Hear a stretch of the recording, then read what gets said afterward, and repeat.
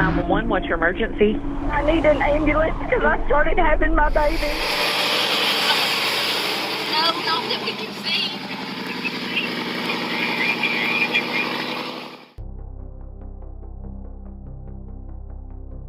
On October 9th, 2020, on a highway near DeKalb, Texas, a woman is on the phone with 911. She's crying, covered in blood, visibly distressed. On her lap, she holds a newborn baby. She tells the dispatcher she has just given birth on the side of the road and that the baby is not breathing. Moments later, a state trooper pulls her vehicle over. The situation is treated as a critical medical emergency. She is rushed to a nearby hospital. Doctors and nurses begin attempting to revive the infant.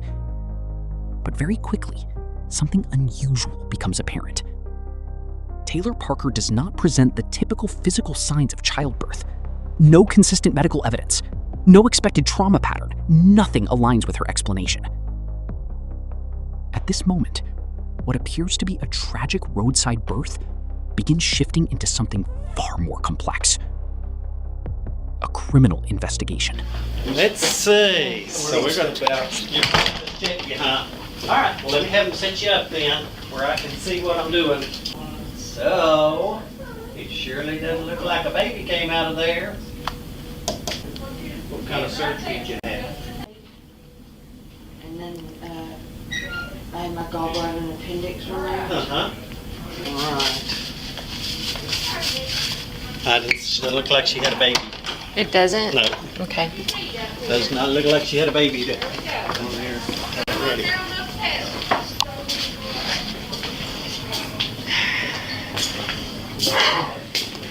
Hey, Taylor. So what happened? Yes, ma'am. Nothing happened. You didn't give birth. This is her first. Yeah. Thank you. That means it's not your baby. So what happened?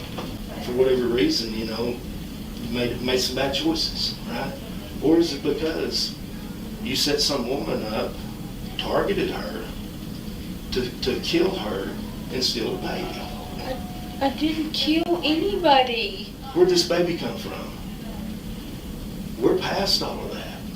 Taylor, we're past that. I did not kill anybody. I didn't kill anybody. So was she alive when you left? I wasn't with her. To understand how this moment became possible, investigators began working backwards. And what they discovered was not just a single deception, it was a pattern, a life constructed through layers of false narratives. Taylor Parker was in a relationship with a man named Wade Griffin. On the surface, it appeared stable, but investigators later described the relationship as heavily shaped by control, dependency, and deception. According to court records, Wade wanted a family. Taylor knew this, and she told him she was pregnant. This was the first major layer of the case, but it would not be the last, because the pregnancy itself became the foundation of something much larger. Investigators later confirmed that Taylor Parker had previously undergone a hysterectomy. She could not become pregnant. Despite this, she maintained the pregnancy narrative for months, and she did not rely on a single lie. She built an entire system around it. She used prosthetic pregnancy devices to simulate physical change. She presented ultrasound images and medical documents. She didn't just forge them. She acquired fake sonograms online and used digital editing software to overlay her own name and false dates, creating falsified medical documentation that reinforced the pregnancy narrative. She attended what appeared to be prenatal appointments, often alone due to COVID-19 restrictions. When she returned, she brought detailed explanations, updates, and documentation that reinforced the story.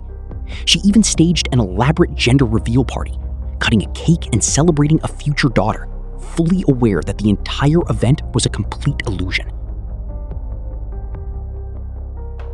From the outside, everything appeared consistent, even structured, even believable. But the pregnancy was only one part of the broader pattern, because as investigators later reconstructed her life, they found something more significant than a single false claim. They found a consistent ability to reshape reality depending on the situation. To Wade Griffin, she was a pregnant partner building a future family. To others, she presented a completely different, fabricated financial status, forging bank statements to show millions of dollars she never possessed, convincing her partner they were about to buy a multi-million-dollar dream ranch.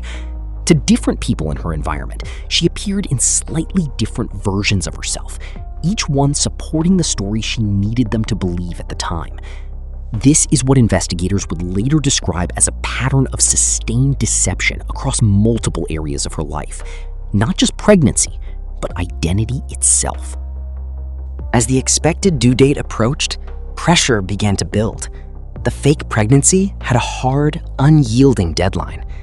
Wade started asking more direct questions, details about delivery, medical supervision, timing. At the same time, investigators noted increasing instability in her personal situation. The structure she had built was becoming harder to maintain, and instead of collapsing, it shifted again. In the weeks before October 9, 2020, investigators reviewed digital evidence from Taylor Parker's devices. They found concerning search activity related to pregnancy, childbirth, and medical procedures, later discussed in court. They also found evidence that she had been looking into pregnant women in her area. Eventually, one name appears repeatedly in the investigation: Reagan Simmons Hancock. Reagan was 21 years old and in the final weeks of her pregnancy. She knew Taylor personally, and she trusted her. Taylor had even taken photos at Reagan's wedding, acting as a supportive friend. That trust would later become central to the case. On the morning of October 9th, Taylor Parker drove to Regan's home in New Boston, Texas. Regan's husband had already left for work. Her child was inside the house. When Regan opened the door, she allowed Taylor inside. What happened next was later reconstructed through forensic evidence and testimony. Regan was attacked inside her home. The attack was severe and sustained. She suffered fatal injuries. At some point during the incident, her unborn child was delivered and taken. Taylor Parker then fled the scene with the newborn. Regan was found shortly after by family members. Despite emergency response, she did not survive. The baby, later named Braxlin, was transported to hospital, but also did not survive.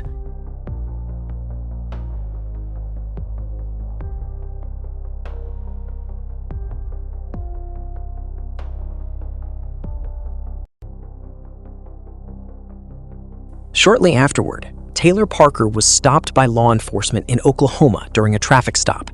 Inside the vehicle, she was holding the newborn. She repeated the claim that she had just given birth, but medical examination quickly revealed inconsistencies. Her explanation did not match the physical evidence. What had begun as a medical emergency was now fully a cross-state criminal investigation. When authorities searched her home and digital devices, the broader pattern became clearer. They found prosthetic pregnancy devices. They found digital records supporting the false pregnancy narrative. They found extensive search histories related to the fabrication of medical and pregnancy-related records. But more importantly, they found confirmation of what investigators now believed. This was not a single impulsive lie. It was already something else entirely.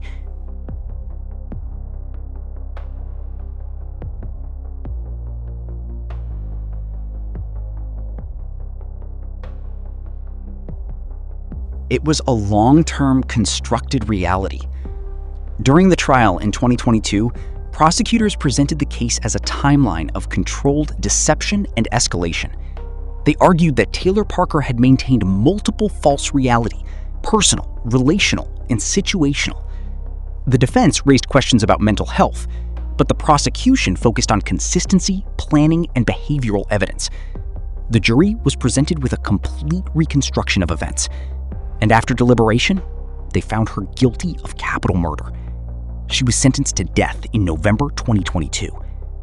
In court, what stood out was not only the violence of the final act, but the duration of the deception leading up to it. Months of maintained false reality, multiple people affected by it, a life structured around a story that did not exist. In the years following her conviction, Taylor Parker remained on death row while appeals were processed. even within the walls of the prison, the behavioral patterns observed by investigators continued. Reports from detention described ongoing attempts to seek attention and manipulate interactions with staff and inmates, demonstrating a persistent defiance of her actual reality. Her appeals were ultimately exhausted. In May 2026, the United States Supreme Court rejected her final appeal, leaving the original sentence in place. The case of Taylor Parker is often remembered for its final, violent outcome. But criminal analysts emphasize the months of preparation that preceded it. A system of deception that extended far beyond a single claim, into relationships, identity, and the structure of everyday life. 2 lives were lost. A family was permanently changed. What remained was not a story, but a record of events that had already ended. If you want more true crime cases told in this documentary style, make sure to subscribe to the channel and leave a like on the video.